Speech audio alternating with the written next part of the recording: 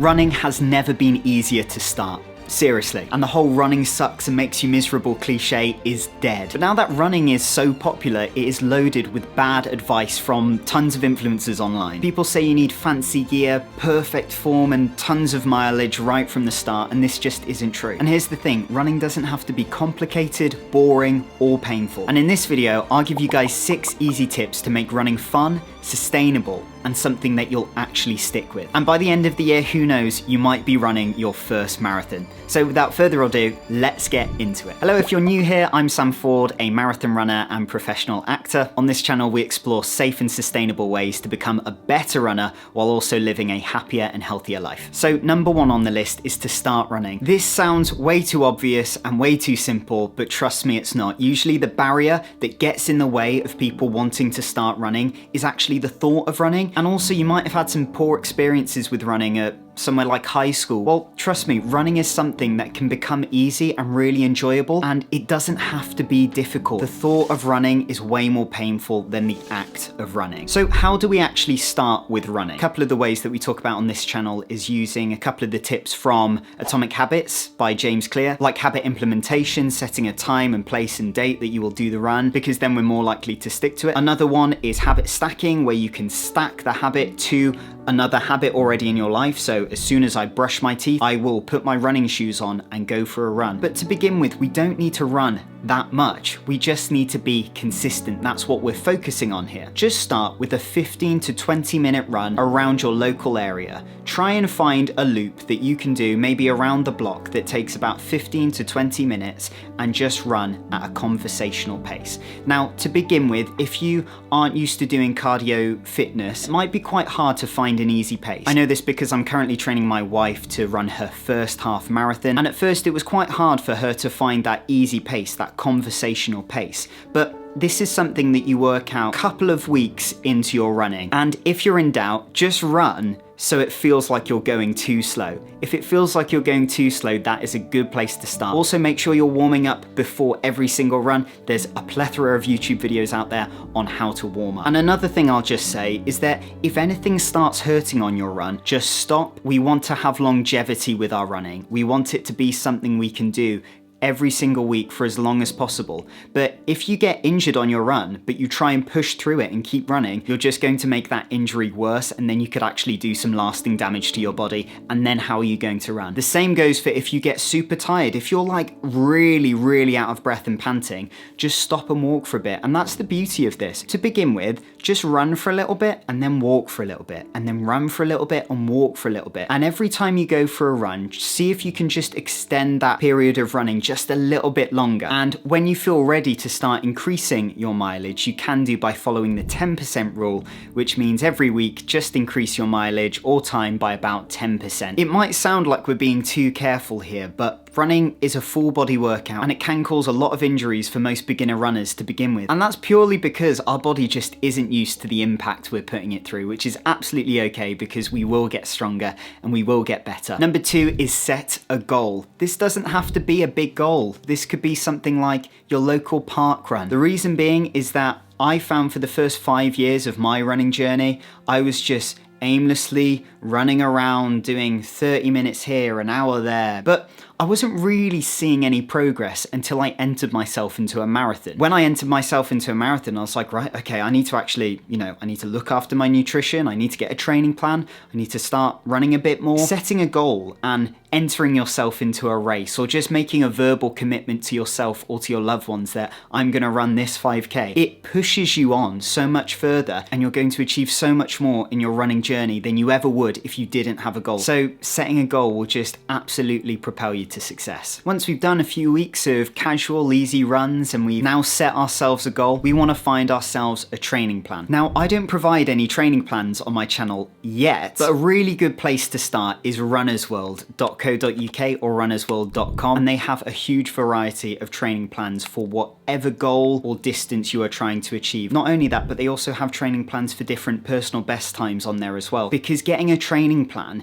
it actually then shows you all of the things that you need to be doing without having to watch tons of YouTube videos like these. It gives you a clear direction of how you can hit that goal. In the same way, in order to get somewhere in your car, you need a clear map in how you're going to do that. But the other thing that I don't think is mentioned enough with training plans is that as a beginner runner, it taught me so many more things than I ever knew about running. So I would highly recommend getting a training plan, and I will link Runner's World in the description below for you. And by the way, I go into a lot more detail about how you can become the best runner you possibly can be in my free weekly newsletter. I've got a link for that in my description below if you want to sign up. Number 4 is set your running gear out the night before. Now, apart from doing the running itself, this is possibly the most impactful habit I've ever set for my running. When you wake up in the morning, especially if you live somewhere like the UK where it's pitch black at 7 a.m, it's freezing cold, you're feeling tired, you want to stay under the warm covers, having your running gear already set out there right in front of you just takes out some of that willpower that you're trying to muster up to go for the run. And if you can do anything to make it just fractionally easier for you to leave your front door and start running, then you're definitely going to build a running habit that you can stick with for a very long time. Now, what sort of things will we set out? Whatever you wear and bring on your runs. So for me, it's my phone, it's my running belt that holds my phone and keys, it's my actual running clothes themselves, socks, and my running trainers. Also, if the UV is particularly high that day, I will set sunscreen out before and some water with some electrolytes. So it means I can just get up, put my belt on with my phone in it, put some sunscreen on, have a drink of some water with electrolytes, then I can walk out the door and get out there. When I haven't done this the night before, I wake up and getting ready for my run feels like it takes like half an hour, not even joking. Honestly, it feels like a superpower. Number 5 is diet and hydration. You're a runner now, so you need to be looking after both your nutrition and your hydration, because if you don't, you're gonna feel it in your running and it's gonna make running really hard and miserable. So my recommendation is to eat lots of healthy carbs. We're talking vegetables, fruit, grains, whole wheat pasta, and get lots of healthy sources of protein in as well. I like eggs, I like black beans, chickpeas. We have something here in the UK called corn, which is a really yummy type of protein. You need to be hydrating with lots of water throughout the day. My rule is a minimum of 2 liters every single day. Not only will that keep you super hydrated and healthy for your runs, it's also going to make your skin look beautiful as well. And on particularly hot and sweaty runs, make sure you're consuming a good amount of electrolytes to replace those salts and minerals that you're losing. And there's lots of ways you can build these healthy eating and drinking lots of water habits, but something that I really struggle with is eating healthy in the afternoon when I'm getting a bit tired from work, I'm getting a bit sluggish, and it's really tempting to go out and get a really unhealthy meal. So what I like to do to stay accountable, I've started drinking Huel's Black Edition ready to go drink. It's a 100% nutritionally complete meal that you can have on the go. Comes in a really nice bottle that's very handy. Contains 26 of your vitamins and minerals that you need, and it packs 35 grams of protein per bottle, which as a vegetarian runner is so important.